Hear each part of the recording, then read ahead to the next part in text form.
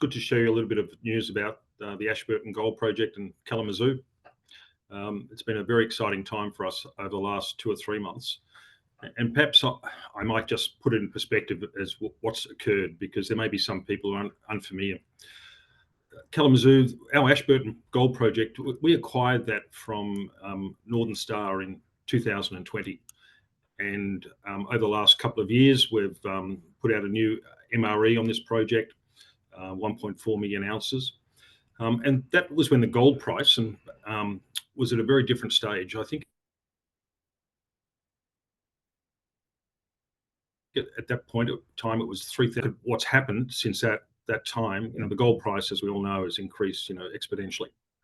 But the Kalamazoo and the Ashburton project itself, it's one of the largest undeveloped projects here in Australia. It's a good grade. It's 1.4 million ounces at 2.8 grams a tonne. It's a sulfide deposit, which has its own complexities, but we think, we've unlocked all that. So look, we're very pleased with this project. And in recent times as well, we've also expanded it. We've acquired another project called the Xanadu Gold Project. Perhaps just on the next slide, we'll see that it's just to the south, and that's expanded our area to about 380 square kilometres. So this is a major land holding that covers what was a previously developed gold project developed by SEPA more than 20 years ago, where they produced about 350,000 ounces of gold, mainly oxide, at about a gram or 3.5 grams a tonne. So it's been a very good project. When we did acquire it, though, we have spent a lot of time and effort on drilling. And then in the period of 2024, which was February last year, we entered into an option agreement with De Grey Mining. And perhaps you'll see on the next slide, just the gold price at that point of time. At that point of time, was $3,100. So it had gone up since we acquired it from Northern Star by about 24%. But as we all know, De Grey were in the process of developing their Hemi Gold Project, which is about 250 kilometres further to the north. And we entered into an option agreement with De Grey whereby they could acquire the project for $33 million. They paid us a $3 million option fee, non-refundable option fee, and then over a period of the next 18 months undertook some significant due diligence work on this project with some extensive drilling as well, which is very successful.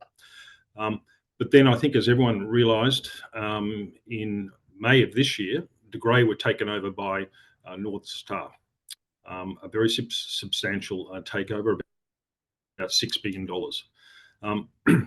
So that, of course, then changed the whole dynamics of what was happening. De Grey, and as we know, we're looking to develop the Hemi project very quickly. But Northern Star, once they acquired it, have now gone into a revision process and perhaps even a redesign. So exercising the option by Northern Star their determination was not to proceed on that, which we thought was actually a terrific development for Kalamazoo, because the gold price now is up over 100% since when we first acquired it from Northern Star back in 2020. And that decision was made by Northern Star in late July 2025 this year. Prior to that position being taken, we decided to undertake some scoping studies in regard to the project itself. And this is primarily because of where the gold price was going. Even though we'd entered into an option agreement with De Grey 18 months earlier, we'd been looking at potentially acquiring some new projects. But as the gold price kept rising, the value of projects became higher and higher. So what became very clear to us was that the best undeveloped gold project for us was to actually retain the Ashburton Gold Project and progress it into development. And that's what we've done. We commenced a scoping study on that project in first week of August, and that scoping study is due to be released in this quarter very shortly. At the time of entering into this scoping study, what we intended to do was also look at the actual mineral resource that we had at the Ashburton. And the reason being is that when we undertook our first mineral resource estimate in February 2023, the gold price at that stage was $2,600 Aussie. Well, that's what we based it on. Of course, today, as we know, the Aussie gold price is more than 6,200. So what we decided to do was to go and re-optimize the mineral resource at the Ashburton. But we thought we'd do it at a very conservative basis, that we would do it at $4,500. But more importantly, we only looked at the open pit development at our largest deposit at the Ashburton, and that was Mt Olympus. And we re-optimized that, just the open pit, at 772,000 ounces at 2.53 grams a tonne. And that was within an optimized pit shell. So we thought that that's a great basis on which to build the scoping study. We just looked to see that as our base case at a $4,500 gold price. Then in October, what we also decided to do while the scoping study was proceeding was also to look to re-optimize the Mt Olympus underground resource. And we did so, and that came up at 174,000 ounces. And outside of that optimized underground resource, we also looked at an exploration target, and we announced all this earlier on this week, in regard to what this project actually looked like. And in the underground exploration target, it was somewhere between 130,000 to 480,000 ounces, with a midpoint around about 260,000 ounces. And that's how you're meant to report these type of exploration targets. So what this indicates is that in total, there is potential of an additional 500,000 ounces of resource and exploration target underneath the open pit, which is the basis of our scoping study. So as you can see, we're now looking that potentially there could be a 1 million ounce project in this area. So that's been our focus over the last couple of months as we put this scoping study together. And perhaps just go to the next slide if we could. Thanks, Ben. And it shows here the resource and what we've actually been doing, and that's in regard to the open pit, but also which is we've optimized at 772,000, and that forms the basis of that scoping study, as I mentioned. But also even on the next slide, you can see then in regard to some of the underground potential as well. With the scoping study itself, as I mentioned, it's based purely on the initial open pit.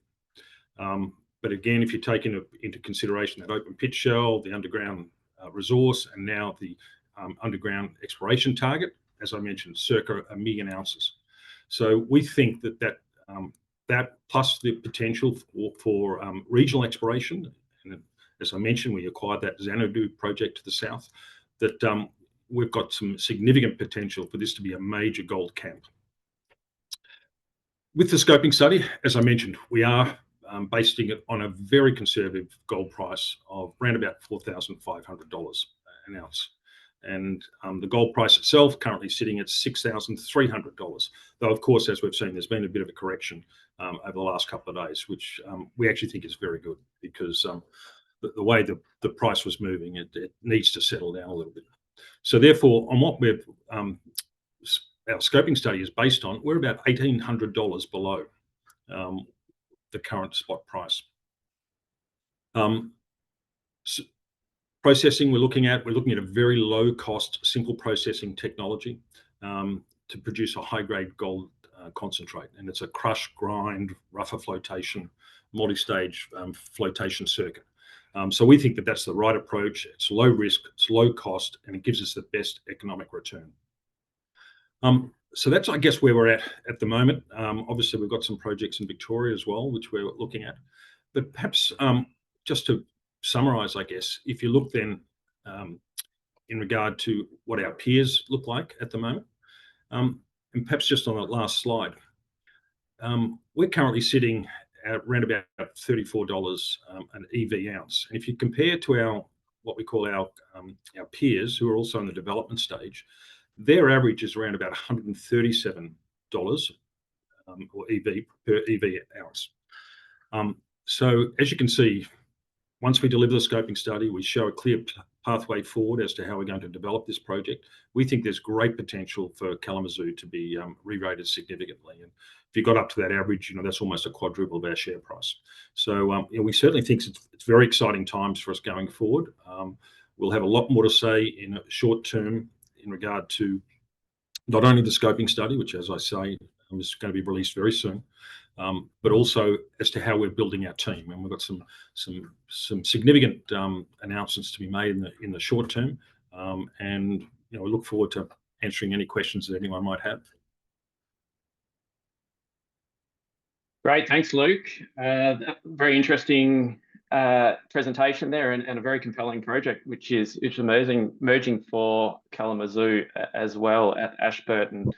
Sure. You've rapidly progressed towards releasing the scoping study. It's been very quick. I think it was originally announced in July, perhaps. So how have you put together the team to be able to achieve this and get the scoping study out as quickly as possible? Yeah, absolutely, Ben. And look, I guess it first started when Northern Star made the takeover for De Grey. We thought that it would be very, I guess, constructive for us to determine what if Northern Star didn't exercise the option. So we started the scoping study, a couple of months before then, and as you would have seen, we've gone and re-optimized the resources, and that was probably the first step. But what we've done is that we've also utilised the significant amount of work that De Grey, in particular, has completed at the Ashburton project in that 18-month period.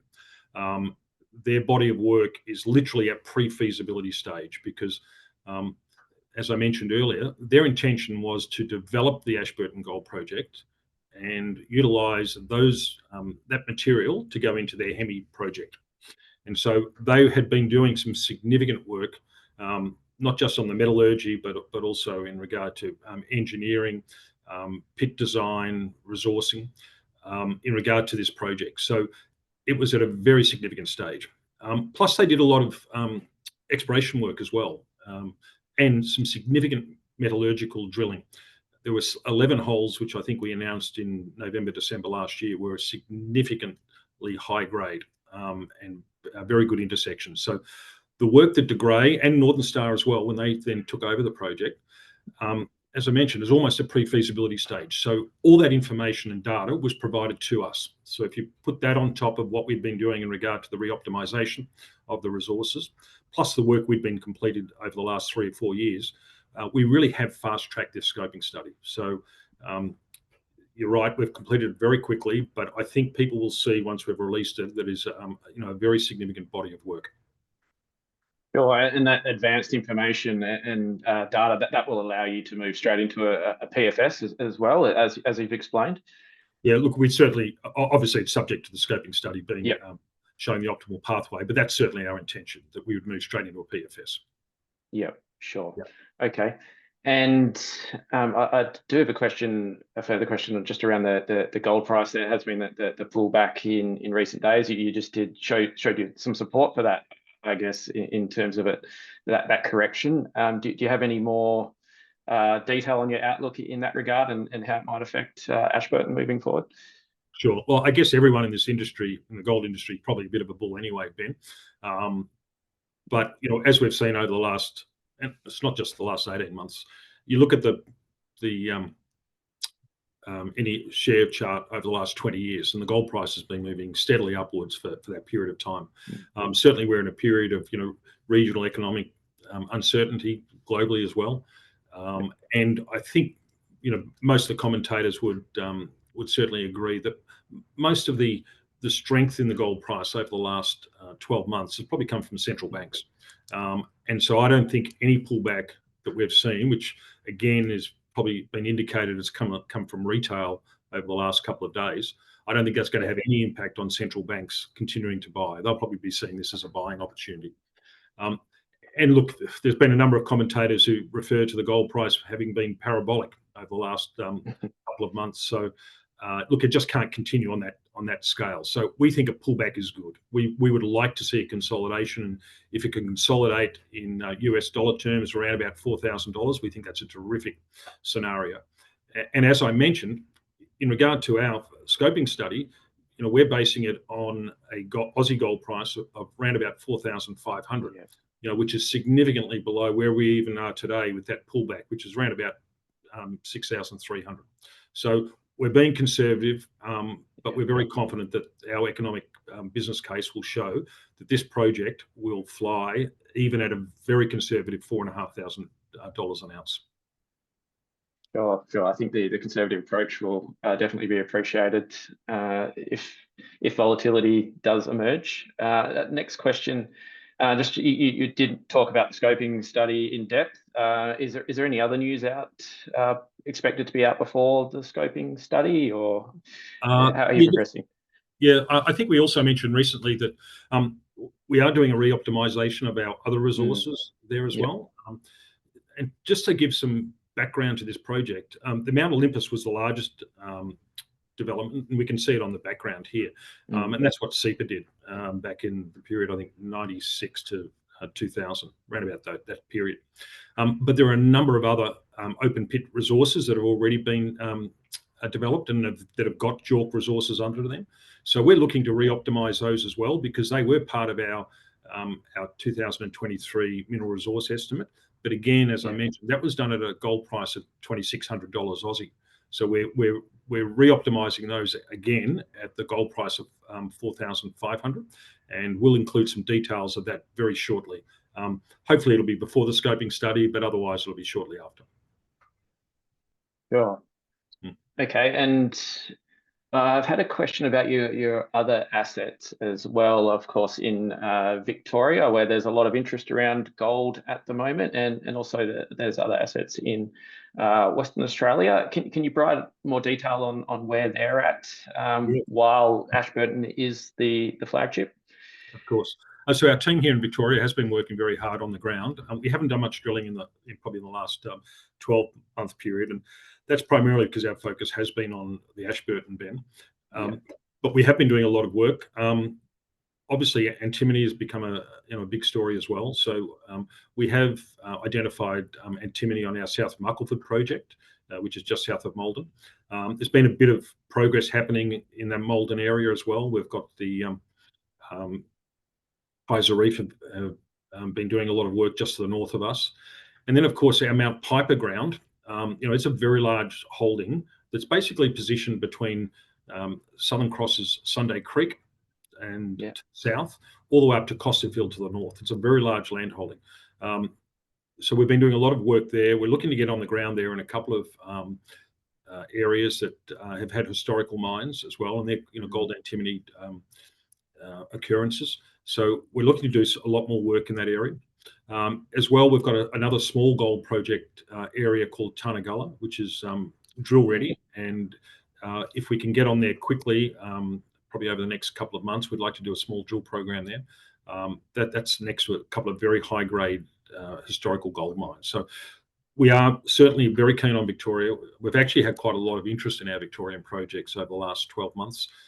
But our focus is to really progress these ourselves, certainly in 2026.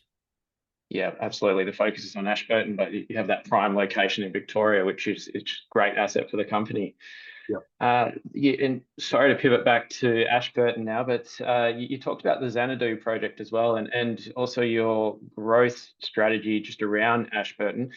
Since that acquisition of Xanadu, how's it progressed in terms of your planning there, and what about the growth strategy elsewhere? Can you go into more detail about that?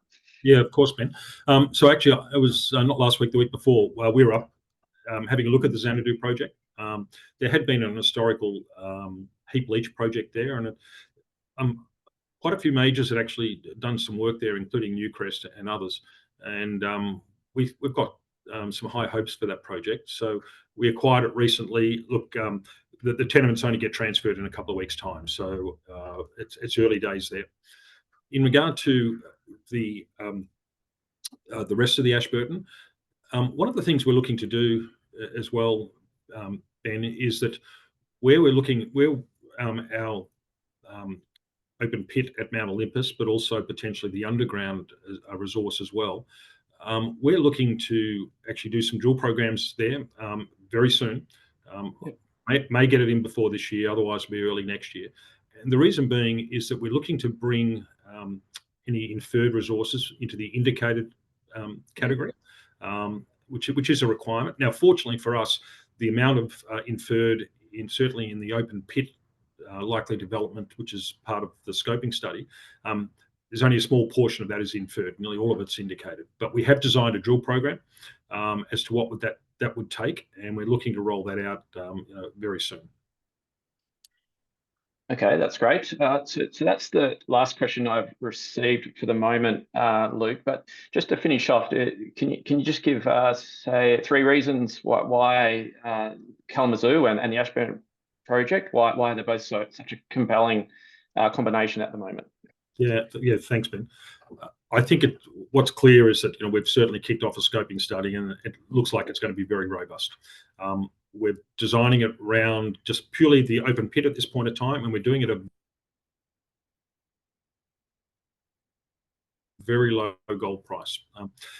Opportunity then to bring in more resources from the underground and also exploration targets is significant, and could certainly make this look like a 1 million ounce potential project. So that's got a lot of upside for us, plus the the regional exploration potential. We think it's a great time to be developing a gold project. We certainly know the market is looking for these type of projects. And then I guess perhaps just finally, if you look at our current market cap compared to our peers, we are significantly underrated. Now, the onus is on us, Ben. We've got to put a compelling case forward to show that this project can be developed and will be developed economically, and that's what we certainly intend to do over the next couple of months. Great, thanks, Luke. That's a great way to sign off. I think the way you've rapidly moved towards this scoping study is a great start, and it shows the value that the company does offer. Do you have any closing remarks before we finish the webinar today? Look, no, that's terrific, Ben. I appreciate NWR's support. This is a great project. It's one of the the largest undeveloped gold projects, but hopefully we can progress it very soon. Great. Thanks, Luke, and thank you everyone for joining us today. Thanks, Ben.